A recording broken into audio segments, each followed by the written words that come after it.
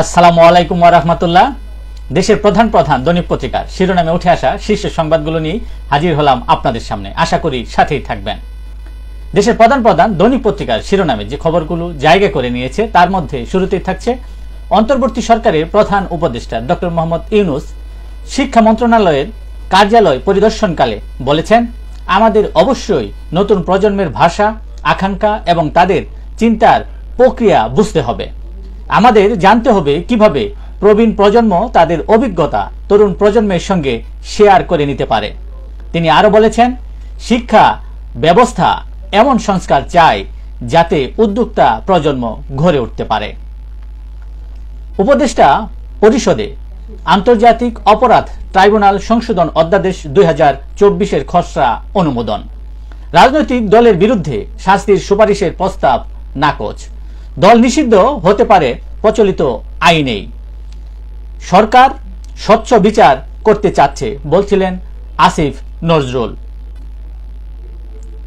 আসিফ নজরুল আরো বলেন, যে সকল শিল্প চালানোর সক্ষমতা নেই বা কারখানা চালানোর সক্ষমতা নেই তা বন্ধ করা হবে বলেও তিনি জানান। ক্ষমতাচ্যুত আওয়ামী লীগের রাজনীতি নিয়ে নতুন আলোচনার প্রেক্ষাপটে বিএনপি মহাসচিব মির্জা ফখরুল ইসলাম আলমগীর বলেছেন, আওয়ামী লীগ নির্বাচন করবে কিনা জনগণ ঠিক করবে।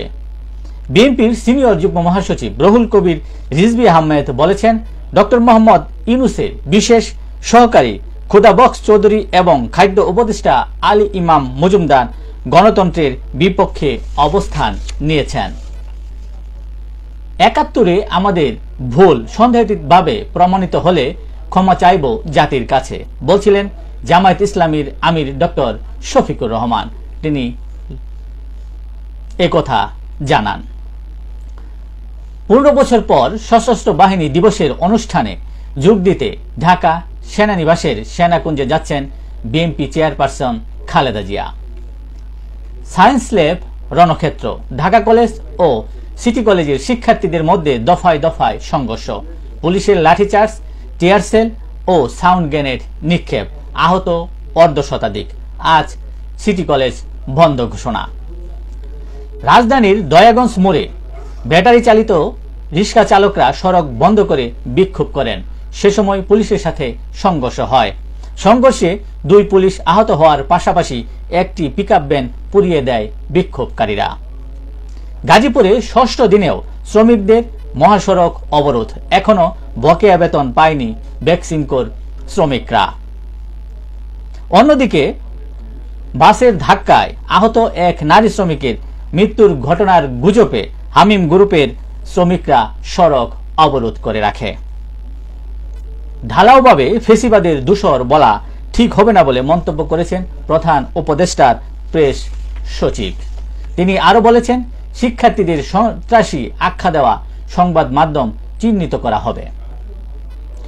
দুর্বিষহ দিন কাটছে শিক্ষকদের, পাচ্ছেন না অবসর ভাতা।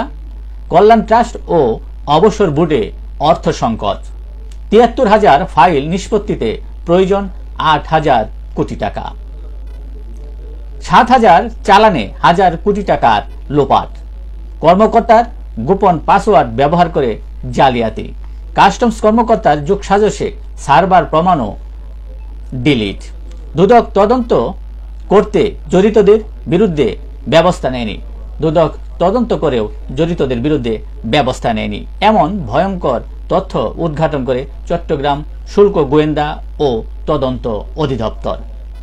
দেশের প্রধান প্রধান দৈনিক পত্রিকার শিরোনামে যে সকল খবর আন্তর্জাতিকভাবে স্থান পেয়েছে তথা যে সকল আন্তর্জাতিক খবর শিরোনামে উঠে এসেছে তার মধ্যে শুরুতেই থাকছে, ইউক্রেন দূরপাল্লার ক্ষেপণাস্ত্র ব্যবহার করে রাশিয়ায় হামলা।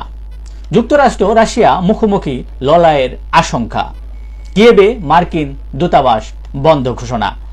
ইউক্রেনকে স্থলমাইন সরবরাহের অনুমতি বাইডেন প্রশাসনের। অন্যদিকে ভ্রাম্যমাণ আশ্রয় কেন্দ্র বানাচ্ছে রাশিয়া। পরমাণু বোমা হামলার পর শক ওয়েভ ও তেজস্ক্রিয়তা থেকে সুরক্ষার জন্য এই ব্যবস্থা নেওয়া হচ্ছে। ট্রাম্পের সামনে স্টারশিপ রকেট উৎক্ষেপণ করলেন ইলন মাস্কের কোম্পানি স্পেস এক্স।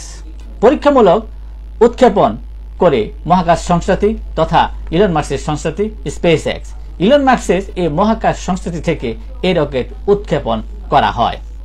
গাজায় প্রতি 30 মিনিটে একটি শিশুর মৃত্যু। জাতিসংঘের এক প্রতিবেদনে এ তথ্য উঠে এসেছে। এ পর্যন্ত 17,000-এরও বেশি শিশু হত্যা করেছে ইসরায়েল। ইসরায়েলি হামলায় লেবাননে 3 সেনা নিহত ও 4 শান্তিরক্ষী আহত হওয়ার খবর জানা গেছে। এই ছিল দেশের প্রধান প্রধান দৈনিক পত্রিকার শিরোনামে উঠে আসা শীর্ষ সংবাদ, যা নিয়ে এতক্ষণ আপনাদের মাঝে উপস্থিত ছিলাম। আশা করি আপনাদের ভালোই লেগেছে। সার্বিক খবরের বিবেচনায় যদি আপনাদের কোনো অভিমত, অভিব্যক্তি, সমালোচনা কিংবা কোনো পরামর্শ থেকে থাকে তাহলে অবশ্যই কমেন্টসে জানাবেন। আপনাদের কমেন্টসের প্রত্যাশায় আজকের মতো এখানে বিদায় নিচ্ছি। আবারও দেখা হবে আগামীকাল ঠিক একইভাবে। সে পর্যন্ত আপনারা ভালো থাকবেন, সুস্থ থাকবেন। আসসালামু আলাইকুম ওয়া রাহমাতুল্লাহ।